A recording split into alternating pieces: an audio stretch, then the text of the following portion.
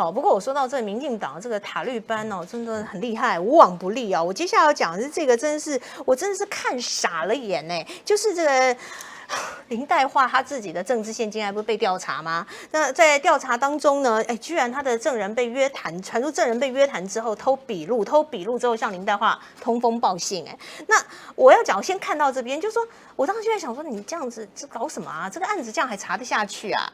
那口口声还跟我说侦查不公开，这叫侦查不公开，这侦查很公开啊。坦白讲，这个事情哦，我连评论都不知道怎么评论，因为它已经离谱到一个离谱啊！你说真的，我觉得台湾竟然可以这种事发生，而且还是好像没什么事的感觉。没什么事，他就喊冤嘛，他自己出来喊冤嘛，然后他说是司法什么政治黑手介入什么鬼的，你就觉得台湾的那个是非已经这个模糊跟崩坏到什么程度？我讲个例子，我亲身的经验，来去比较这件事，你就知道中间的离谱在什么地方。大家知道马总统被办泄密，知道吧？对啊，对，这个案子非常的有名嘛。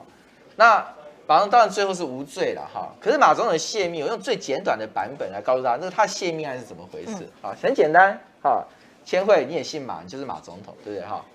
黄世明有一天跟你讲说，王金平关说司法，怎么办？我们可能要办他了。然后马总统听到这件事情，心里吓一大跳，说哇，这个是多大的事情？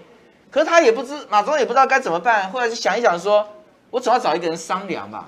他就跑来找千惠，就来找罗志强说，志强又是他总统府副秘书长，他说，刚刚黄世明来找我说有发生这么大的一件事情，他说我们该怎么办？我跟马总统讲说，我们该怎么办？我们什么都不能办，因为我们要尊重司法，对不对？我们就当作他没跟你讲过，就这样子，我们当作他没跟你讲过，因为我们什么都不能做，对不对？我们真的是皮皮唰在等着特侦组开记者会哦，因为我完全不知道该怎么办哦，好了，马总统被办泄密，为什么？对，因为你竟然跟罗志强讲，对，连这样都叫泄密哦，被办哦，他只跟我讲说黄世明去找他哦，对不对？也没有跟我讲很清楚的所有的，他也没有给我看笔录文件哦，没有细节，我没有文件哦，就口头跟我讲了这件事情，问我的意见，我的意见很简单，我们什么都不能办，对不对？然后我守口如瓶，不敢跟任何人讲，为什么？因为是侦查不公开啊，对不对？一个总统，你今天遇到这么大动摇国本的事情，你连你最核心的幕僚你都不可以让他只跟2个人讲而已哦，一个是我，一个是江宜桦，就2个人，他被办泄密，被查了多少年？对，好了，现在林岱樺对涉及的政治现金案，对不对？这件案是有罪无罪，是合法非法，我不管你，先不谈。对，这件案子调查局在调查，你找了一个证人来，证人竟然在你这个调查过程当中把笔录偷走这非常。我跟你讲，第一个问号，这笔录真的是偷走，还是你给他带回去让他看？我讲难听一点，你怎么知道是偷走？偷走也可能事后的说法。对，对啊，好，没关系，我相信你是偷走好了哈。你偷走这件事情，请问这个证人，你要不要办他泄密？这个证人就像肯定啊，泄密中的泄密。对，他还是故意哦。他不但他偷取公文书，对，他也涉及侦查不公开的泄密罪他把东西拿给林岱樺看，对不对？然后林岱樺他又做了什么处理？他有没有做后续处理？他是不是又回去关切？所以回去关切这个动作是不是又算泄密？对不对？就像我把马英九的例子来讲嘛，马英九只跟我口头讲，连文件都没有，都叫泄密哦。那我是完全没有跟任何人讲，所以我没有泄密哦。好了，那今天证人回去跟林岱樺讲，那证人总是泄密吧？对。那一个调查局的人，你要调查他是真的那个忘了，还是说今天实际上是他给的？那也是个泄密啊。那林岱樺他后来不是又回头去关切这个事情？那请问你，那是不是也是泄密啊？那我就只问你一件事情，民进党你办不办？我们的司法检调你办不办？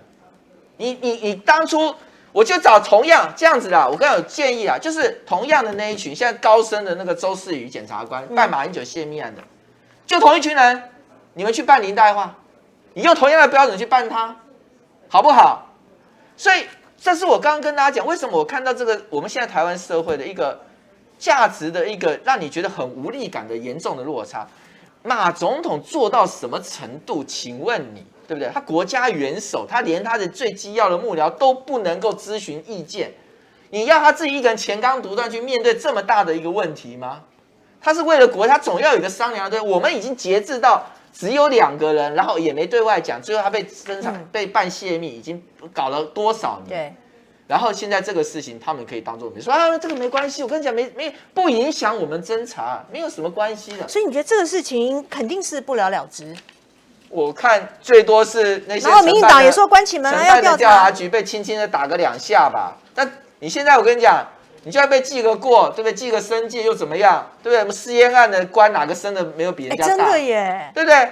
你犯越大，你今天犯的错越大，这升的官越高嘛。犯错都不是错啦。对啊，所以我要讲说这些东西，其实它只是过个场。我现在，你以前军方如果有这么大的污点，你这个将官你是永远没机会了啦。可是民进党赵升对，他有管理社会观感啊。你大家忘了事情事过境迁之后，我就重新去升他官啊。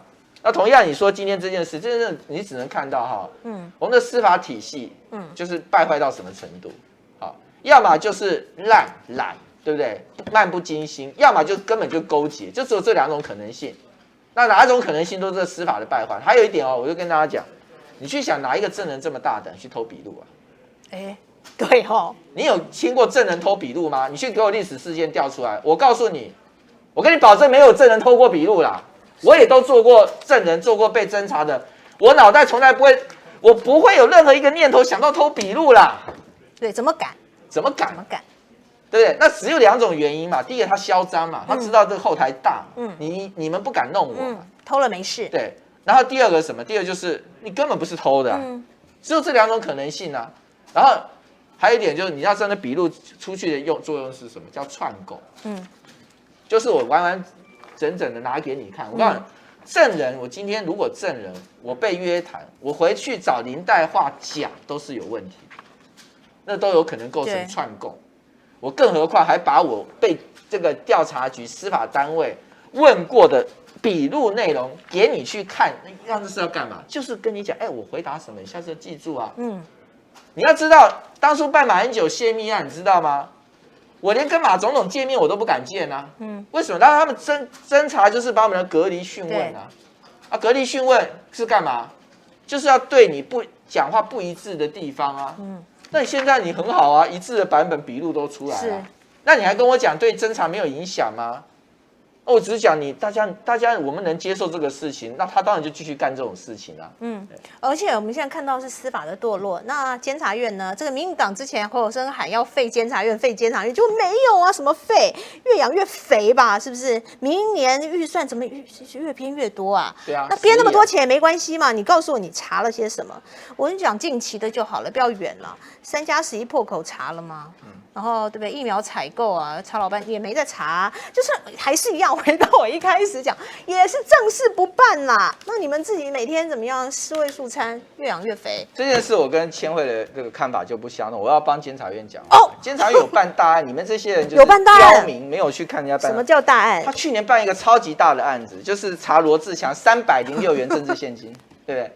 我的捐款有一个306块啊，他查我306，说身份证字号跟姓名不符，好，然后呛我罚我6万到120万，我306块，他呛要罚我6万到120万，啊，很认真哎，这么认真的监察院，你说他10亿，我觉得100亿都不够，对他打罗志祥打那么认真，然后更重要是最后被抓包，发现我的资料完全正确，还好是台北民政局还我清白，他说，罗先生，我跟你讲，完全正确，这个捐款的姓名跟身份资料完全相符，监察院骗你的。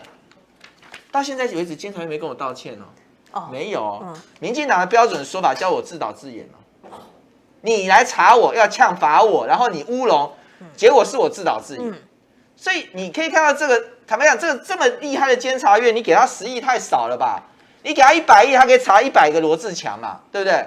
当然反话啦。我回头讲，除了办罗志强以外，你自己网友自己跟我列啊，你跟我讲他办过哪个大案？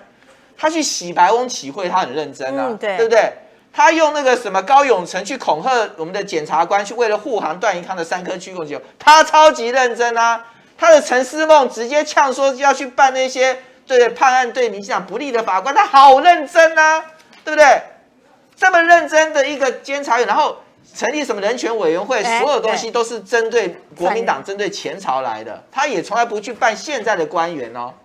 你跟我讲这么伟大的东厂院，从民进党逻辑来讲，当然是要给他加预算啊，对，越多越好啊。